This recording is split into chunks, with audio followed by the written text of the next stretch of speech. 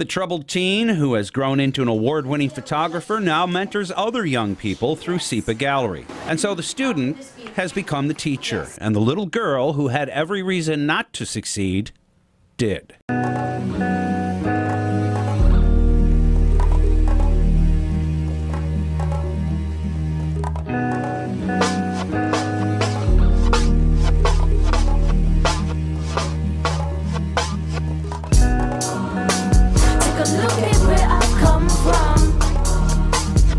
Look at where I've come from.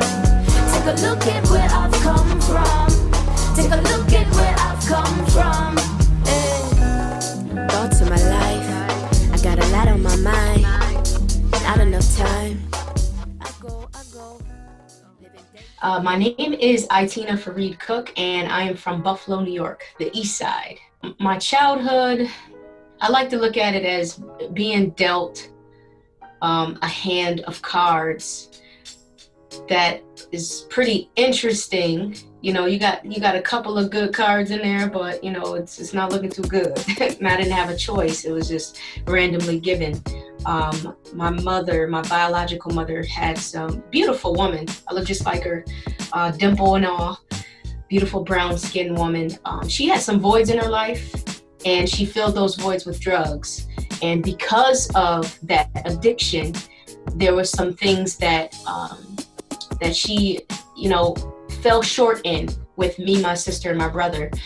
We were left for a few days and picked up by the system, picked up by the county, and placed into foster care. And so I was about 14 months old going into foster care, and basically stayed in the system until I was adopted at 7. I lost my mother when I was 3. She died from an overdose. And it was really difficult growing up and not having that force or that presence in my life. However, I had a good force and presence through my adoptive mother. So though I was born to a woman who chose to consume drugs, I was chosen by a woman who offered me the opportunity to bloom. As parents, we're not perfect, but she did the best that she could, and I really give her credit in shaping my life. So I had some tough memories, and I had some great memories. So I'd like to look back and say that my childhood was a growth and development process. When I was younger, I was actually told that I would, or it was deemed that I would be a failure to thrive due to the circumstances that I come from, due to my biological mother, who was said to have been doing drugs while I was in her womb. So I was labeled a failure to thrive, and also me, my sister, and my brother were diagnosed as emotionally handicapped. So it was difficult to express myself, express my emotions, to communicate. But there was this one counselor, because I had to go to counseling growing up, and this counselor saw that it was difficult for me to shape my words, to express myself. So she gave me a pen and a paper, and she told me to write it down. And so I fell in love with writing there. And then in my teens, later on, I was part of a program called Yo Buffalo, and they had multiple programs for the community. Really did a great job of pulling youth out of certain circumstances and giving us something that we can latch on to and to grow and develop as young people, but also looking for future, looking at our future and investing in it.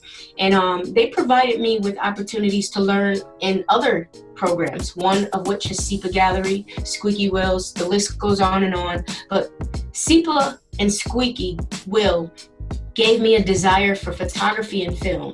And so I learned about that there. I had this writing skill, and I took those things and the love for and passion for working with youth, and I developed and nurtured those passions, all the while working regular jobs, had it on the side, always doing something, trying to teach young people, trying to figure out ways to really showcase my talents and skills. And it turned into what I'm doing today. So that's kind of, you know, the story in which I got to where I am now. The quick version.